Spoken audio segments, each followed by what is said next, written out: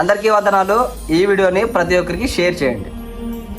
దేవునిలో ఎలా జీవించాలి, ఒక యవనస్తుడు జీవితం ఏంటో మీకు చెప్తాను. దయచేసి ఈ వీడియోని మీ ఫ్రెండ్స్కి షేర్ చేయండి. యవనస్తులు ప్రతి ఒక్కరూ ఆలోచించేది ఏంటంటే, ఆఖరికి నేనైనా సరే దేవునిలో జీవించాలి, దేవునిలో ఎదగాలని ప్రతి ఒక్కరికి ఉంటుంది. అలా లేనోడంటూ ఎవరూ లేరు.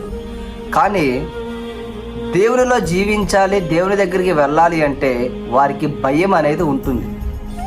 ఎందుకు ఈ భయం ఉంటుంది అంటే, యవనస్తుడు లోకానుసారంగా జీవిస్తాడు, లోక స్నేహంతో ఉంటాడు. ఉదాహరణకి లోకపు స్నేహం ఎలా ఉంటుంది అంటే, తినడం, త్రాగడం, జల్సాలు, పార్టీలు అని పాపానికి దగ్గర చేసే స్నేహం ఎక్కువ చేస్తారు లోకస్తులు. ఇప్పుడు దేవునిలో ఎదగాలని ఒకవేళ నేను అనుకున్నా, లోకపు స్నేహం చూసి నాకు భయం వేస్తుంటుంది. అరే, నేను దేవునిలో జీవిస్తున్నాను, దేవునిలో బాప్టిజం తీసుకున్నాను, ఈ లోక స్నేహం చేయకూడదు అనే ఆలోచన ఉన్నా కానీ ఎక్కడో ఒక దగ్గర పొరపాటు అనేది యవనస్తులు చేస్తారు. ఇంకొంతమంది యవనస్తులు ఏమనుకుంటారంటే, బాప్టిజం విషయానికి వచ్చేసరికి పెళ్ళికి తీసుకుందాం బాప్టిజం, పెళ్ళైన తర్వాత నేను నా భార్య తీసుకుంటాం, లేదంటే నేను నా భర్త తీసుకుంటాం, ఒక జాబ్ వచ్చిన తర్వాత తీసుకుంటాం, లేదంటే ఒక 30 సంవత్సరాలు 35 సంవత్సరాలు లైఫ్ ఎంజాయ్ చేసి ఆ తర్వాత తీసుకుందాం అనే ఒక ఆలోచనలో ఉంటారు. కానీ ఈరోజు నేను అలా ఆలోచించే వారికి నేను చెప్పేది ఏంటంటే, యేసుక్రీస్తు రెండో రాకడ ఎలా ఉండబోతుంది అంటే, దొంగ వచ్చిన వేళలో, దొంగ వచ్చిన గడియలలో ఆయన వస్తాడు. ఆయన రాకడ ఎలా ఉండబోతుందంటే, దొంగ ఎప్పుడు వస్తాడో తెలియదు. మార్నింగ్ 6కి రావచ్చు, ఆఫ్టర్నూన్ 1కి రావచ్చు, ఈవినింగ్ 4-5కి రావచ్చు, నైట్ 8 అయినా పడవచ్చు. దొంగ ఎప్పుడు పడతాడో మనకు తెలుసా? తెలియదు.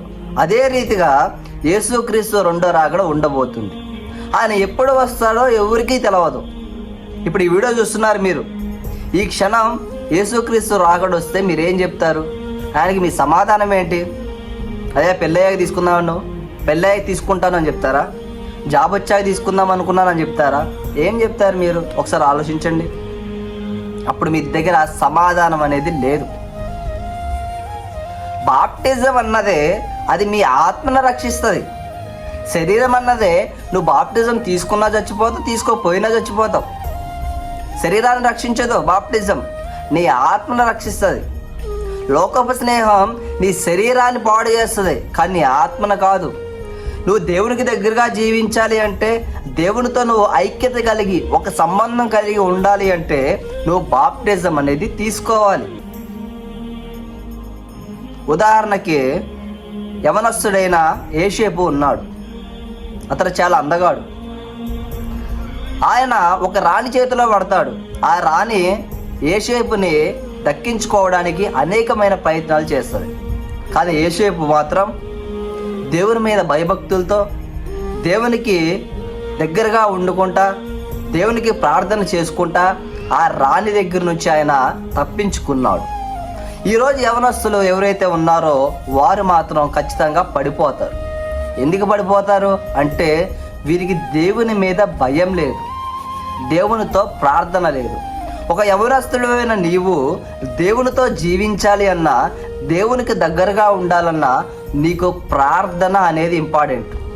ముఖ్యంగా ప్రార్థన అనేది ప్రతి ఒక్క యవనస్తుడు, ప్రతి ఒక్క యవనస్తురాలు చేయాలి. లోకపు స్నేహం గురించి ఆలోచించకండి, పెళ్లి గురించి ఆలోచించకండి, జాబుల గురించి ఆలోచించకండి. బాప్టిజం అనేది తీసుకోండి. నమ్మి బాప్టిజం పొందువాడు రక్షించబడును, నమ్మని వానికి శిక్ష విధించబడును. బాప్టిజం తీసుకోకుండా నువ్వు ఎంత ప్రార్థన చేసినా, ఎంత ఉపవాసం ఉన్నా, ఎన్ని కొబ్బరికాయలు కొట్టినా, ఎంతమందికి అన్నదానం చేసినా కానీ జీరో. నువ్వు ఎప్పుడైతే బాప్టిజం తీసుకుంటావో అప్పుడే నువ్వు దేవుని కుమారుడుగా, దేవుని కుమార్తెగా పిలువబడతావు. అప్పుడే నీ ప్రార్థన దేవుని సన్నిధికి చేరుతుంది. కాబట్టి ఈ వీడియో చూస్తున్న యవనస్తులకు నేను చెప్పేది ఏంటంటే, ప్రతి ఒక్కరూ బాప్టిజం తీసుకోండి. మీరు దేవునికి దగ్గరగా ఉండాలి అనుకున్నా, దేవుని దగ్గర మీరు ఐక్యత కలిగి దేవునితో పాటు మీరు ఉండాలి అనుకుంటే ఖచ్చితంగా బాప్టిజం అనేది తీసుకోవాలి. ఈ వీడియో చూస్తున్న ప్రతి ఒక్కరికి ప్రత్యేకమైన వందనాలు. ప్రతి ఒక్కరికి నేను చెప్పేది ఏంటంటే, దేవునిలో జీవించాలంటే మొట్టమొదటి మెట్టు బాప్టిజం. ఆమేన్.